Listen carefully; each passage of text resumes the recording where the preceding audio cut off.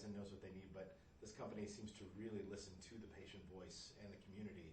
How important will that be in this, in what you're doing to really take into account what the patient says they need?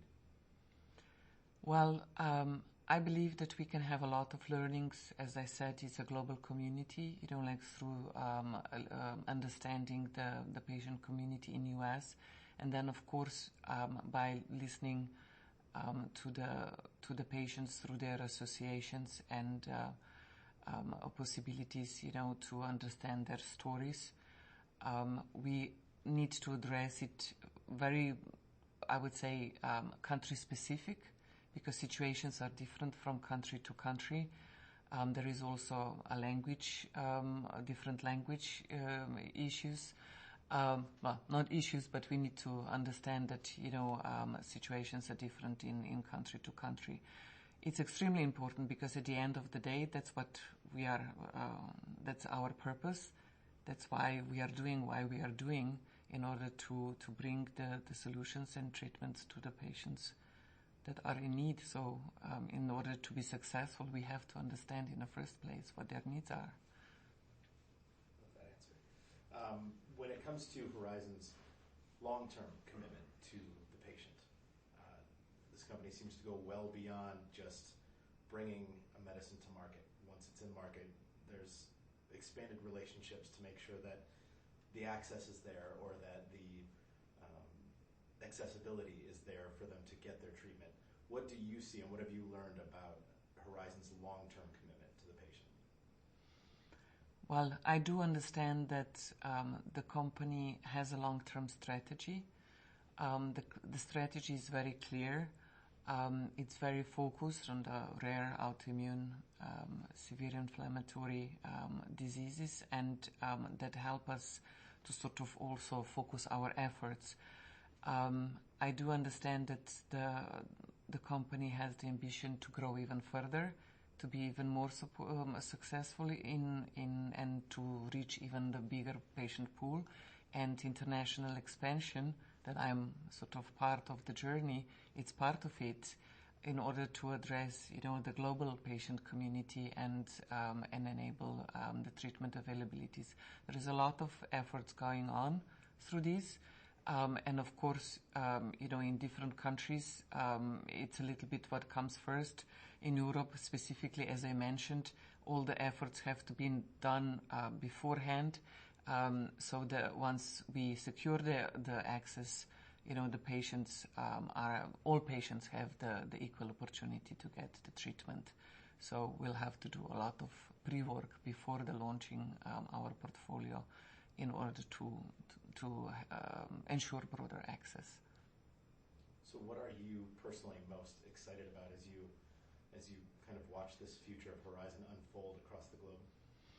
It's a unique opportunity to be first, and I always sort of find it appealing, even though I know Europe very well, and the region also for many years through different companies and jobs. I have been present there, but it's always exciting when it's the first time. It's the first time for Horizon. It's the first time for the newly established team that we are hiring. It's the first time for the patients to get the treatments that we are going to launch. And I personally find that very appealing and very motivating to do it right and to do it the best and up to the standards of Horizon. And are you noticing with this team, all the people that we've met over the last couple of days, are you noticing that you said, I think, a golden thread through everybody? What is special about this team that's coming together that makes them the ones that are going to make a success out of this? I think that all of them are driven by purpose, and the purpose to help and support, those in need, and everybody has high energy level and passion for the work and for the expertise that they are having. As well, we try to collect the team that's in a cross-functional collaboration. We will be unique in the market, that we believe that we will have a competitive edge, that we will be remembered and remarkable in dealings with the customers and stakeholders, so that they will, we will sort of leave the footprint. And everybody is excited that we'll be able to do something for the first time and that they will be part of it. I think it's a great opportunity. Is there anything at all that I haven't asked you that you think is important to share? In a sense. Anything? It doesn't matter. Anything maybe that you've learned or that you think people ought to know? Yeah, what is maybe important to know is that, in Europe, I find it very, exciting that there are so many cultures, so many different people. Like diversity is present per se, and I find it very compelling for me as a leader that Horizon supports diversity, that supports collaboration and inclusive leadership. And that's the new way of doing business, I think, as well, to have possibilities, to create the environment where people can thrive, they can perform great, and the outcome is, the success, not only for themselves, for the team, but as well for the company. And that's what it's important also to know. There's a couple of other things that I'm going to ask you to do, but before I do, I'm going to see if Matt wants to expand on anything. Yeah, the only other thing I was thinking is, Petter, you could talk a little bit about just the challenges that rare disease patients face that are unique to living with a rare disease. But I did, I think, in what concretely would you like? Challenges with getting a diagnosis, connecting to other people who have. But in Europe, the diagnosis rate is pretty high. At least, well, I don't want to say, oh, please, now, an animal with D. So you would like just that I sort of generalize? Yeah, just kind of talk through just sort of the experience of just living with a rare disease, why it's it can be lonely, isolating. Yeah. Hard to connect Okay. with others. Yeah. How should I start? I think you can start with patients. Patients with rare disease face rare challenges. Okay. Patients with rare disease, they face rare challenges. And what I feel personally very relatable to is they're all devastating diseases, not really known to the general public. They're very lonely in their journey because many times they are misdiagnosed in the beginning. It takes many years before they come to the right doctor, to the right treatment, and until they get their disease under control.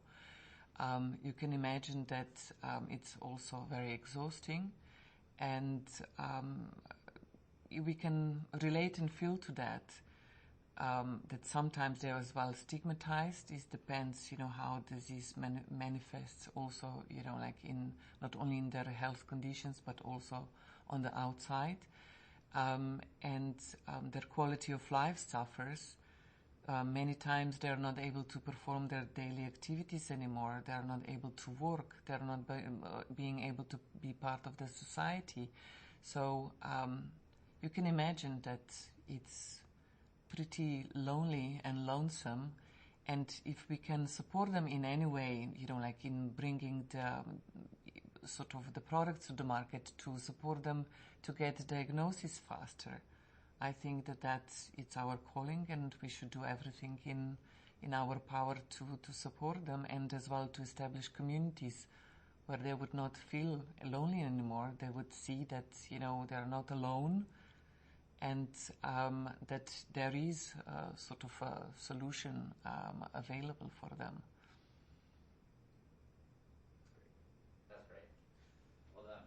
Does that feel good to you? Well, Yeah, definitely. That's Okay. great. One other thing that I would love to do is, this is for our German-speaking audiences.